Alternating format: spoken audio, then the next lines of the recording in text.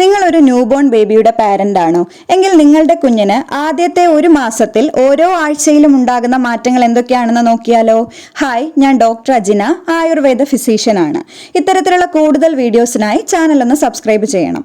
നിങ്ങൾ vaginal birth അഥവാ സുഖപ്രസവം നടന്ന ഒരാളാണെങ്കിൽ നിങ്ങളുടെ കുഞ്ഞിന്റെ തല ആദ്യ സമയങ്ങളിലൊക്കെ കുറച്ച് പോയിന്റ് ചെയ്ത് നിൽക്കുന്നുണ്ടാകും. ഇത് സ്വയമേ തന്നെ സാധാരണഗതിയിലേക്ക് എത്തുന്നതാണ്. അതുപോലെ ജനിച്ച ഉടനെ കുഞ്ഞുങ്ങളുടെ ശരീരം ഒന്ന് കേൾ ചെയ്തിട്ട് അഥവാ ചുരുണ്ടിട്ടായിരിക്കും ഉണ്ടാവുക.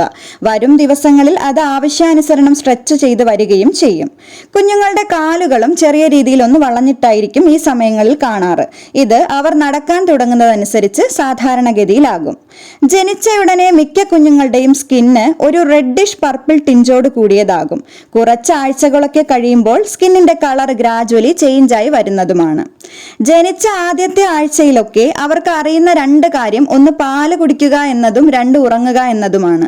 മിക്ക കുഞ്ഞുങ്ങളും ഈ സമയങ്ങളിൽ ചെറിയ ഇടവേളകളിലൊക്കെയാണ് ഉറങ്ങാറ്.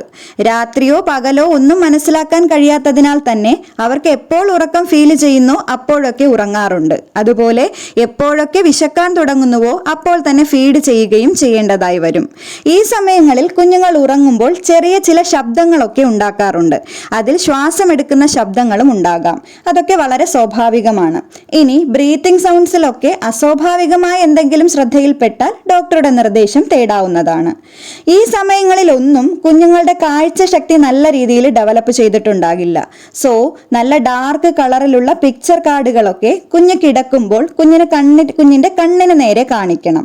ഇത് കുഞ്ഞിന്റെ കണ്ണിനടുത്തേക്ക് ചലിപ്പിക്കുമ്പോൾ അതിലേതെങ്കിലും ഒരു പോയിന്റിൽ അവർ അതിനെ ഫോക്കസ് ചെയ്യുന്നതായി കാണാം.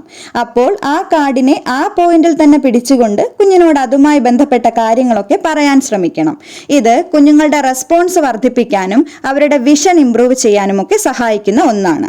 അതുപോലെ കുഞ്ഞിനെ മടിയിൽ ഇരുത്തിയിട്ട് ഒരു മിററിനെ ഫേസ് ചെയ്തിരിക്കണം. എന്നിട്ട് നിങ്ങളുടെ ഫേഷ്യൽ എക്സ്പ്രഷൻസ് ഒക്കെ മാറ്റി മാറ്റി കാണിക്കുക. അതേസമയം കുഞ്ഞുങ്ങളെ മിററിലുള്ള നിങ്ങളുടെ ഫേസിൽ തന്നെ സൂക്ഷ്മമായിട്ട് നോക്കിയിരിക്കുകയാകും.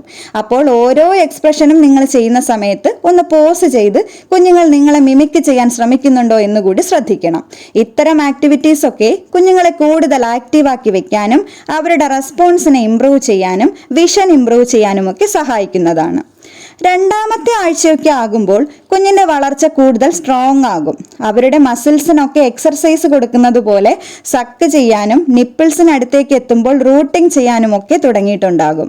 ചില സമയങ്ങളിൽ കുഞ്ഞുങ്ങൾ നിങ്ങളുടെ കണ്ണുകളിലേക്ക് തന്നെ നോക്കുന്നുണ്ടാകും. ആ സമയങ്ങളിൽ കഴിവതും അവരോട് റെസ്പോണ്ട് ചെയ്യാൻ നിങ്ങൾ ശ്രമിക്കണം. ഇത് കുഞ്ഞുമായുള്ള ബോണ്ട് ഇംപ്രൂവ് ചെയ്യാൻ സഹായിക്കുന്ന ഒന്നാണ്. ഈ സമയങ്ങളിലൊക്കെ ചില കുഞ്ഞുങ്ങളിൽ കോളിക് അഥവാ വയറിൽ ഒരു വേദന അനുഭവപ്പെടാറുണ്ട്. അതുമൂലം അവർ ദീർഘനേരം നിർത്താതെ കരയുന്നതും സാധാരണമാണ്. കൂടുതലും വൈകുന്നേരങ്ങളിലും രാത്രി സമയങ്ങളിലുമാണ് ഇത്തരത്തിൽ കുഞ്ഞുങ്ങൾ കരയാറുള്ളത്. ഇത് അവരിലെ ഗ്യാസിന്റെ പ്രശ്നങ്ങൾ മൂലവും ദഹന പ്രശ്നങ്ങൾ മൂലവുമാണ് ഉണ്ടാകാറ്. ഇങ്ങനെയുള്ള സാഹചര്യങ്ങളിൽ കുഞ്ഞിന്റെ വയറിൽ മൃദുവായി മസാജ് ചെയ്യുകയും ഓരോ ഫീഡിന് ശേഷവും നന്നായി തോളിൽ കിടത്തി പുറത്തു തട്ടി ഗ്യാസ് കളയാനും ശ്രമിക്കുന്നത് അവർക്ക് വളരെയധികം ആശ്വാസം നൽകും. രണ്ടാമത്തെ ആഴ്ച മുതലൊക്കെ പ്യുവർ കോക്കനട്ട് ഓയിൽ അഥവാ അല്ലെങ്കിൽ സാധാരണ വെളിച്ചെണ്ണ, അതും അല്ലെങ്കിൽ ഉരുക്ക് വെളിച്ചെണ്ണയൊക്കെ വളരെ കുറഞ്ഞ അളവിൽ നിങ്ങളുടെ കൈപ്പത്തിയിൽ തേച്ച ശേഷം ഒരു ബാത്ത് ടവലിൽ കുഞ്ഞിനെ കിടത്തി വളരെ സ്മൂത്തായി ഒരു ചെറിയ ബോഡി മസാജ് ഒക്കെ നൽകുന്നത് അവരുടെ സെൻസേഷൻസിനെ ഒക്കെ ഇംപ്രൂവ് ചെയ്യാനും അവരെ ഒന്ന് റിലാക്സ് ചെയ്യിക്കാനും വളരെ നല്ലതാണ്. ഇവിടെ പ്രത്യേകം ശ്രദ്ധിക്കേണ്ട ഒരു കാര്യം, വളരെ കുറഞ്ഞ അളവിൽ ഏതാനും ഡ്രോപ്സ് മാത്രമേ എണ്ണകൾ ഉപയോഗിക്കുക എന്നതാണ്. കൂടാതെ കുഞ്ഞിന്റെ ഒരു ഓർഗൻസിലും യാതൊരു പ്രഷറും കൊടുക്കാതെ വളരെ സോഫ്റ്റായി മാത്രം ചെയ്യാനും ശ്രദ്ധിക്കണം. കൂടാതെ കുഞ്ഞുങ്ങളുടെ ദേഹത്ത് ഏത് ഓയിൽ ഉപയോഗിക്കുന്നതിന് മുൻപും അത് അവരുടെ കൈയുടെ ഏതെങ്കിലും ഭാഗത്തൊക്കെ വളരെ കുറഞ്ഞ അളവിൽ തേച്ച് അലർജികളൊന്നുമില്ല എന്ന് ഉറപ്പുവരുത്തേണ്ടതും അത്യാവശ്യമാണ്. അവരുടെ സെൻസ് ഓഫ് ടച്ചിനെ ഒക്കെ ഇംപ്രൂവ് ചെയ്യാൻ ഇത് വളരെയധികം സഹായിക്കും. അതുപോലെ ബേബി ഫ്രണ്ട്ലി ആയിട്ടുള്ള വിവിധ തരം ടെക്സ്ചറുകളിലേക്കുള്ള സാധനങ്ങൾ കളക്ട് ചെയ്ത് അവ ഓരോന്നായി കിടക്കുന്ന സമയത്ത് കുഞ്ഞിന്റെ വയറിന്റെ ഭാഗത്തൊക്കെ ഒന്ന് ടച്ച് ചെയ്യിക്കണം. ഇതേ സമയം ഓരോ വസ്തുക്കളുടെയും ടെക്സ്ചർ എന്താണെന്ന് നമ്മൾ എക്സ്പ്ലെയിൻ ചെയ്ത് കൊടുക്കുകയും വേണം. അതായത് ഇത് സോഫ്റ്റ് ആണോ സ്ലിപ്പറി ആണോ എന്നൊക്കെ. ഇതൊക്കെ അവരുടെ ടച്ച് സെൻസിനെ ഇംപ്രൂവ് ചെയ്യാൻ സഹായിക്കുന്ന ഒന്നാണ്. മൂന്നാമത്തെ ആഴ്ചയിലേക്കൊക്കെ കടക്കുമ്പോൾ കുഞ്ഞുങ്ങൾക്ക് അവരുടെ കൈകാലുകളുടെ ചലനങ്ങളൊക്കെ കുറച്ചുകൂടി സ്മൂത്ത് ആകാൻ തുടങ്ങും. കൂടാതെ അവരെ വയറിൽ കിടത്തുന്ന സമയത്ത് തല ഉയർത്താനൊക്കെ ശ്രമിച്ചു നോക്കാനും തുടങ്ങും. ഈ സമയങ്ങളിലൊക്കെ കുഞ്ഞുങ്ങൾ എന്തെങ്കിലും ചെറിയ ശബ്ദങ്ങളൊക്കെ ഉണ്ടാക്കാറുണ്ട്. അവ എന്തു തന്നെ ആയാലും നിങ്ങൾ അതുപോലെ തന്നെ ഒന്ന് അനുകരിക്കാൻ ശ്രമിക്കണം. ഇത് അവരെ കൂടുതൽ ശബ്ദങ്ങളൊക്കെ ഉണ്ടാക്കാൻ പ്രോത്സാഹിപ്പിക്കും. കൂടാതെ വ്യത്യസ്ത ശബ്ദങ്ങളൊക്കെ നിങ്ങളും ഉണ്ടാക്കി കേൾപ്പിക്കണം. പറ്റുന്ന രീതിയിൽ കുഞ്ഞുങ്ങൾ ചിലപ്പോൾ അവ മിമിക് ചെയ്യാനും ശ്രമിക്കാറുണ്ട്. നാലാമത്തെ ആഴ്ചയിലേക്ക് കടക്കുമ്പോൾ കുഞ്ഞുങ്ങളുടെ കേൾവി ശക്തിയൊക്കെ നല്ല രീതിയിൽ ഡെവലപ്പ് ചെയ്തിട്ടുണ്ടാകും. എന്നാൽ കാഴ്ചശക്തി ഇപ്പോഴും ഡെവലപ്പ് ചെയ്തുകൊണ്ടേയിരിക്കുകയാണ്. അതിനാൽ തന്നെ ഒരുപാട് ദൂരെയുള്ള കാര്യങ്ങളൊന്നും അവർക്ക് വ്യക്തമാകാൻ തുടങ്ങിയിട്ടുണ്ടാവില്ല. കുഞ്ഞുങ്ങളുടെ ഫേസിനോട് അടുത്ത് നിന്ന് അവരോട് നല്ല രീതിയിൽ സംസാരിക്കുന്നതൊക്കെ അവരുടെ തിരിച്ചുള്ള റെസ്പോൺസിനെ കൂട്ടാൻ സഹായിക്കുന്ന ഒന്നാണ്. ഈ നാലാമത്തെ ആഴ്ചയൊക്കെ ആകുമ്പോൾ കുഞ്ഞിന്റെ ചെവിയിൽ രഹസ്യം പറയുന്നത് പോലെ ചെറിയ ശബ്ദത്തിൽ ഐ ലവ് യു ബേബി എന്നൊക്കെ പറയണം. അതുപോലെ തന്നെ അടുത്ത ചെവിയിലും അതുപോലെ റിപ്പീറ്റ് ചെയ്യണം.